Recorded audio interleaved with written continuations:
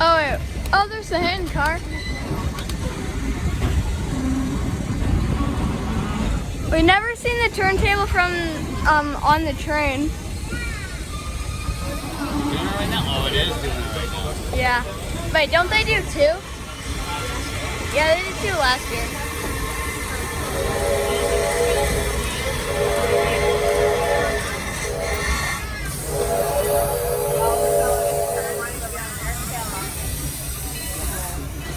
So do you want to stay on for one more little bit? Now that No. we got nice seats? Or no? Wait, maybe we should ask someone if they're doing twice. If they're doing it twice. I say we should get off in this one. Once we get to blow the whistle.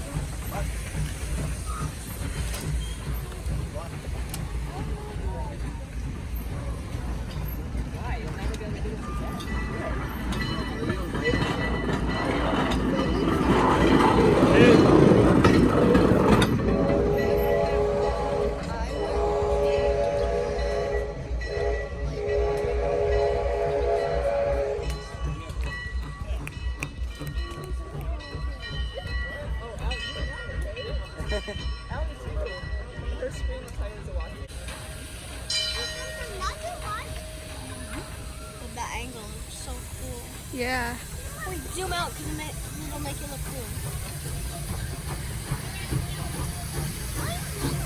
I have it zoomed in a little bit so it's like normal sight.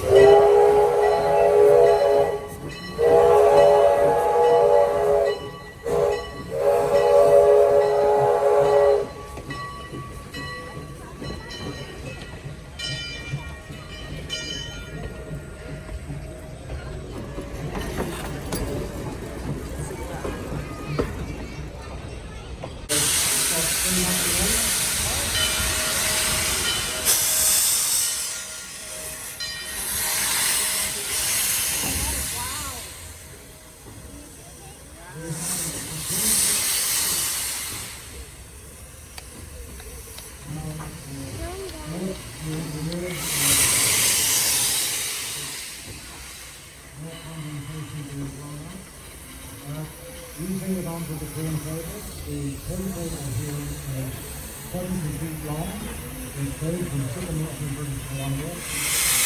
The locomotive is about 60 feet long, and the plate that goes into the locomotive, so the legs on the turntable go around the top.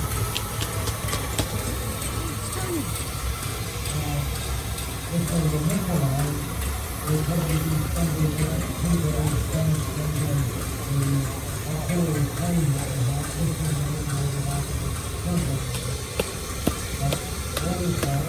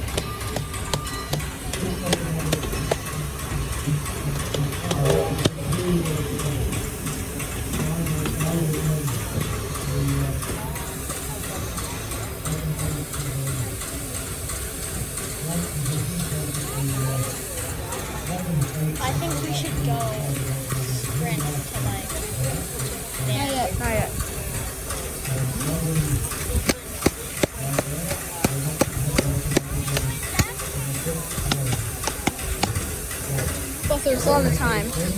Look, there's a lot of time.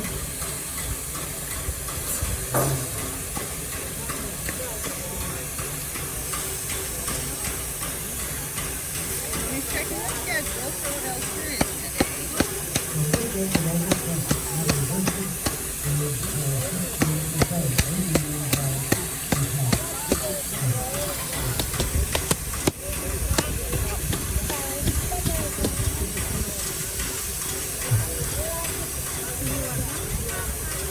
Your water's in the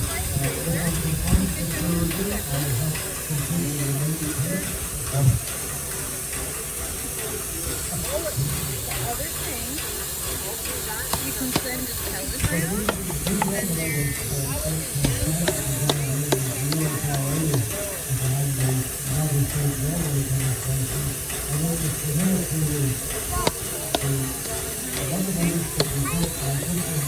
Yeah, it's over there.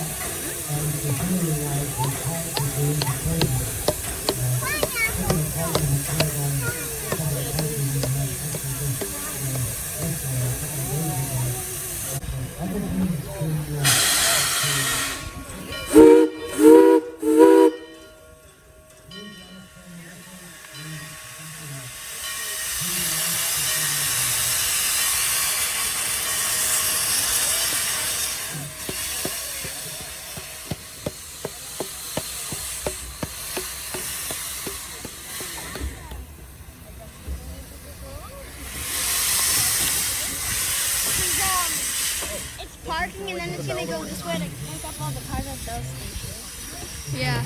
Basically, the only time you get to see it on this track without any of those. Yeah, we get to see it arriving. Have you been to Railway Days before then? Let's see, how many years? Yep, we have. 4 4 years you've been? or 6. 4 or 6. 6, 7, I think. Yeah, 7. Yeah. 7 or 8 years. There's lots of slivers in this wood, so we're going to be careful sliding around on it, okay? But I don't know how stable it is. Okay? Hey, they also didn't do the whistle signals. I'm gonna get down now.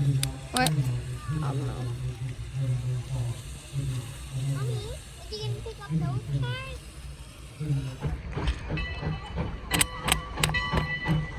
Wait, it might not be a good idea to go out there. It's gonna go on the back track.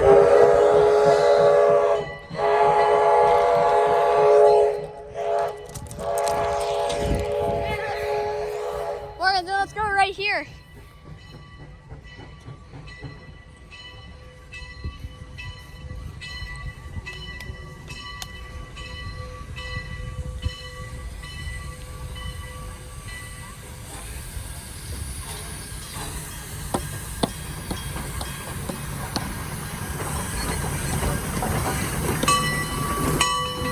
Oh, please don't.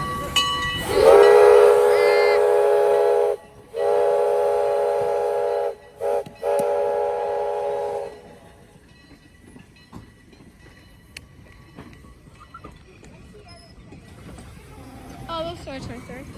Change your video of that.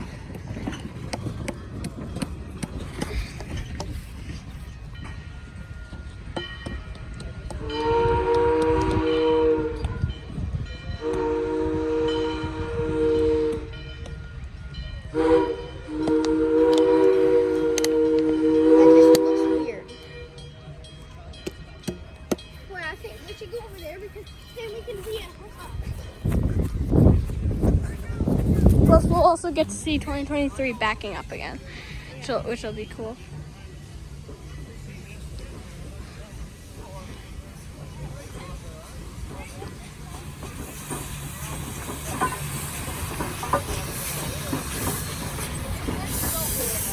Yeah, it does.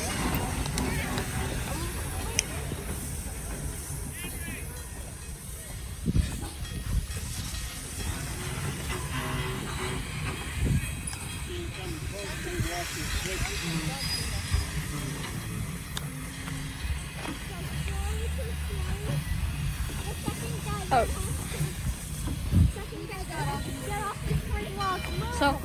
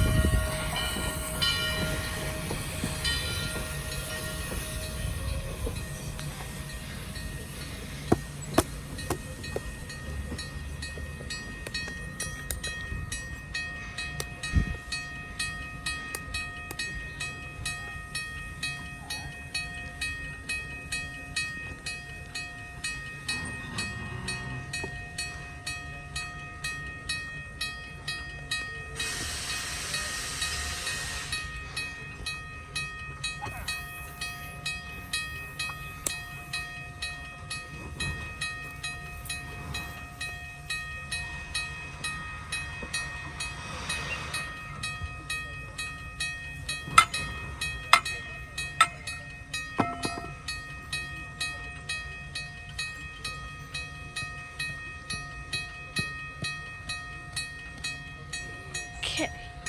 Is a hose really necessary?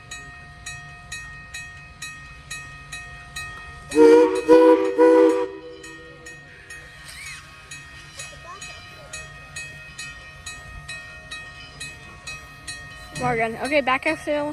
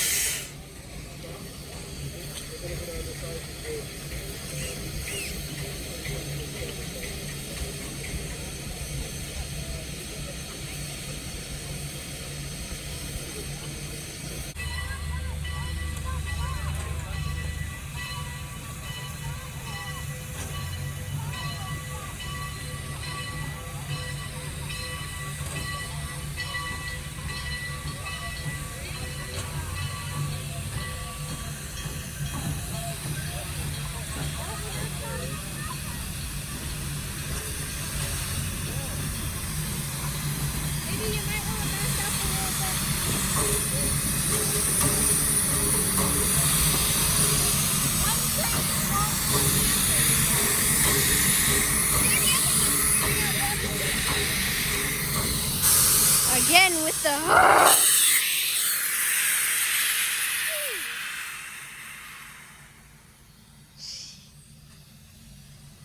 I lost some of my hearing from that. What? I lost some of my hearing from that. What? Oh, I get it. What? Shut up. What? I hate you. What? I can't hear you. Hello? I will kick you. What? Shut up. What? Morgan. Stop. It just moved up. It just moved up, really. Oh, yeah. What? What? Just like.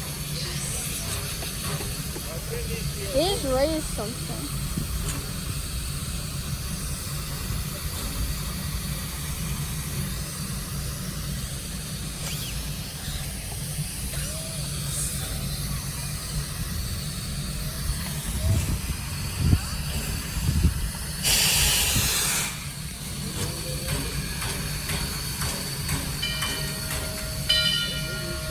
Morgan, 2023 is leaving, I think. Nope, just backing up. Why?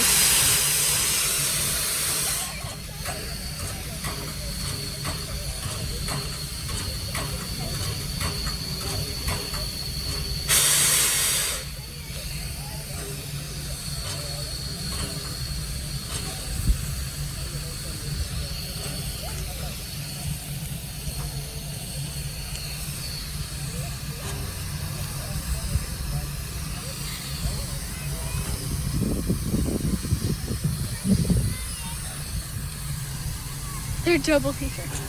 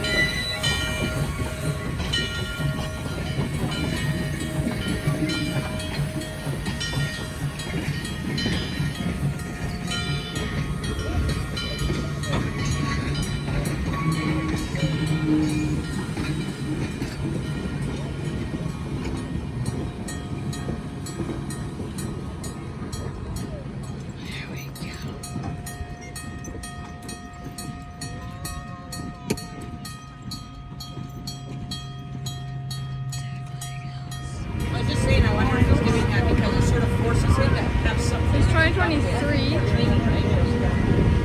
Cool. I didn't know it went over a bridge there. Oh, it does. Wow, that's really good TV.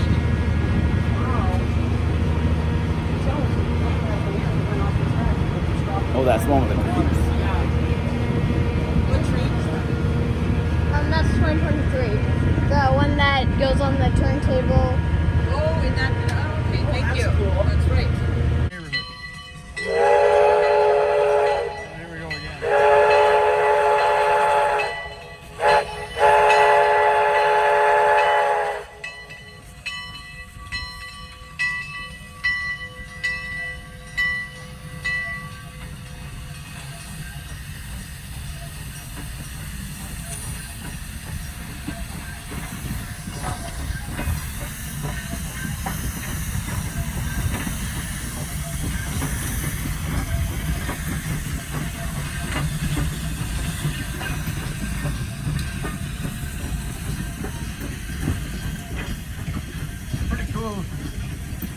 great little engines. These 060 locomotives were part of the World War II effort.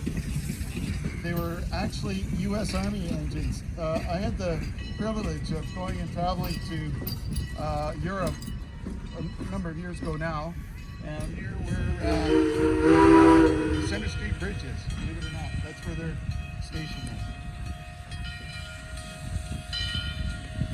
I think we're going to get the water tower here a lot quicker than I thought. So, at any rate, one of the reasons they were able to maintain these water towers is the crews. They kept the interior in the wintertime all stoked with a little stove so they didn't freeze. Now, one of the efforts you're going to see here, Gareth Price is the fireman on the locomotive here, and George Netherby is the engineer. Give us a wave, George. So he's trying to spot up right now. You'll have a little spot here. See him? He's in the problem. I'm working against the brake. I'm going to have to move ahead a bit more here.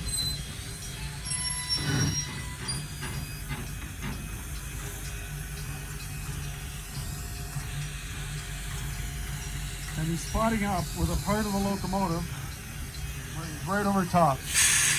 And that'll make it easier for Gareth to water towers had as much as 40,000 gallons in them if they were a busy terminal, like on a main line or something like that. On the branch lines, they would use smaller towers, 4,000 to 8,000 gallons, maybe a little more.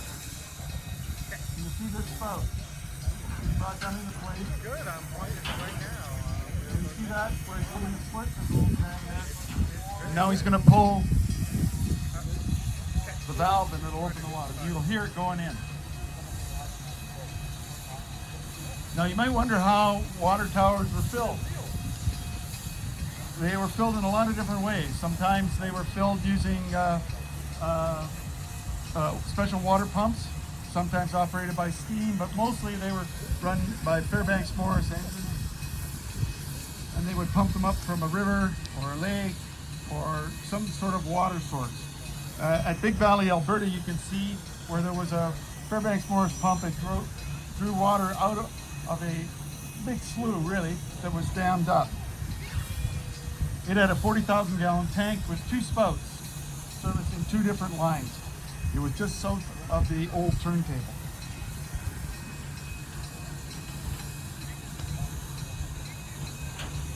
Now in some centers they use larger water sources, usually if they were dealing with a city or something like that, it was just a big water pipe. Or they would have a big tank that was also heated from the steam plant within the roundhouse. Now in modern times we don't have these water tanks anymore for any of the surviving active steam locomotives that are actually working on railroad. They use water plugs such as fire hydrants to fill the water tank here, which is right on the tender here. So right beside the oil bunker is this spot right here. So this tender holds about 3,000 imperial gallons. And they run about 1,700 gallons per day.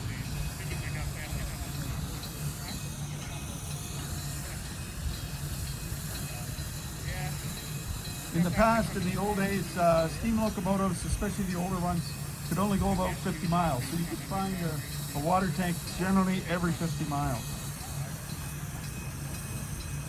One time I was working with steam locomotive 6060 in Edmonton, and we were filling the 2 tanks. We had 2.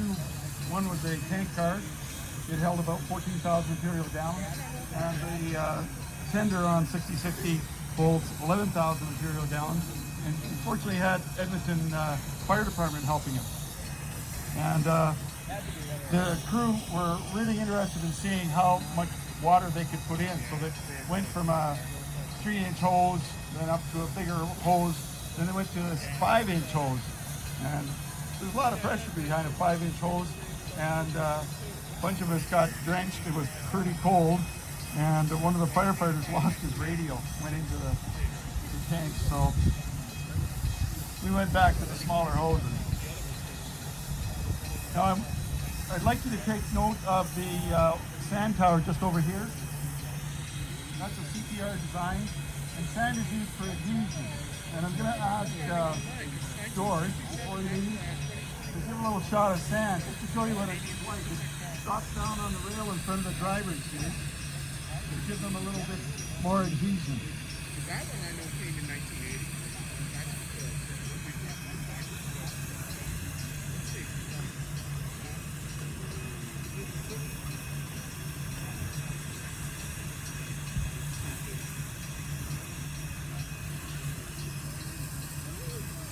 Now water tanks, you would find them sometimes rectangular like this one. Also you'd find them octagonal or hexagonal or even circular, made of either steel or concrete.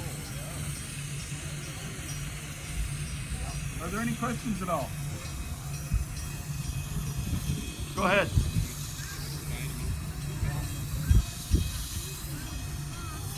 How do we stop the water from freezing in the wintertime? Okay, what they used to do is the track crews, guys took care of the track. They were in charge of these water tanks, and they usually had a big furnace in the bottom of them, coal-fired usually, and it's their job to keep it lit all winter. That's how they did it. Any other questions?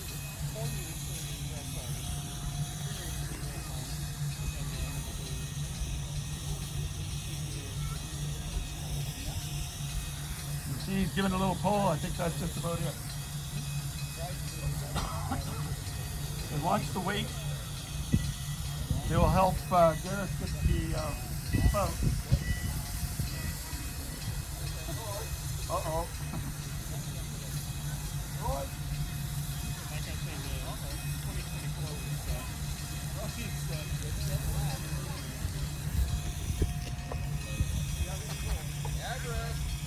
We're having a little problem there.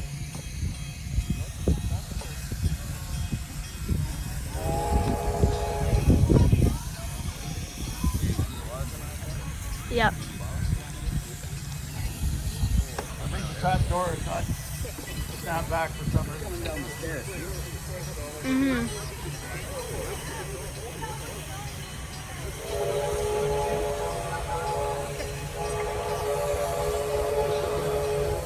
You might wonder how these tanks up inside were actually made of cedar, and they were wrapped around, held with steel band.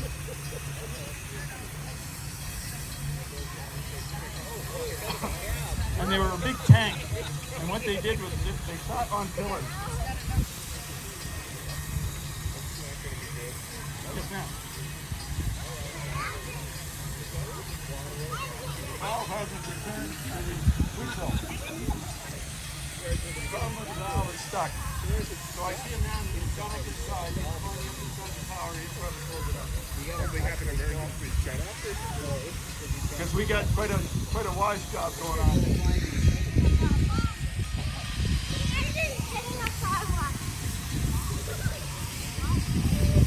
I hope they don't run out of water.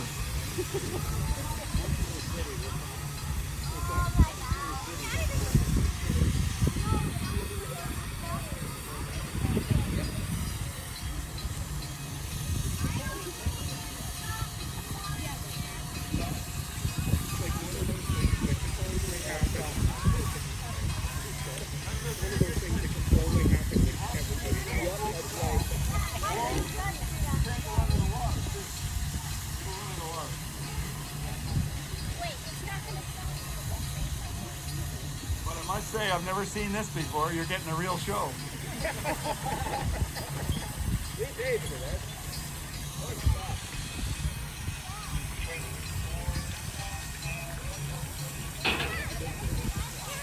Okay, now watch the counterweights as they go up. See them coming down? And they're helping Gareth to lift the pipe. They're pretty heavy. My grandfather was a locomotive engineer, and he to pick up a shot of water for his locomotive one day. Very, very windy. And it took him for quite a ride, actually.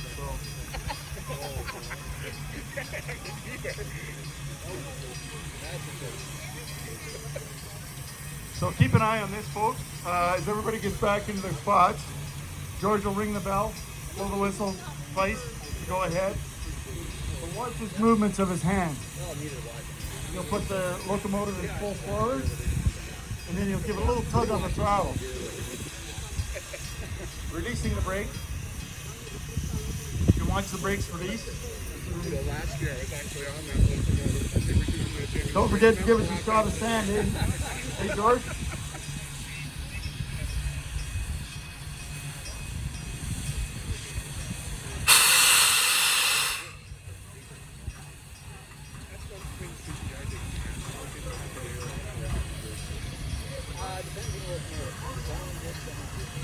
The big ones did.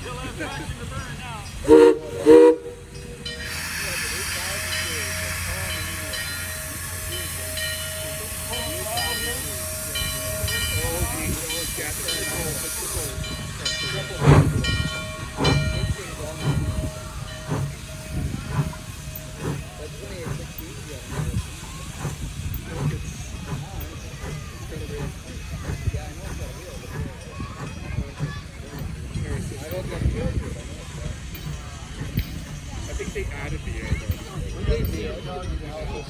They'll make sure that we have lots of water for tomorrow. So, any questions at all, folks? I think they only had manual.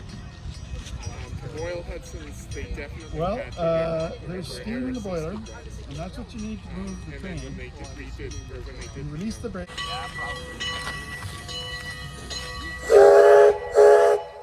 I'll go meet you guys at the Ferris wheel. Okay. Okay.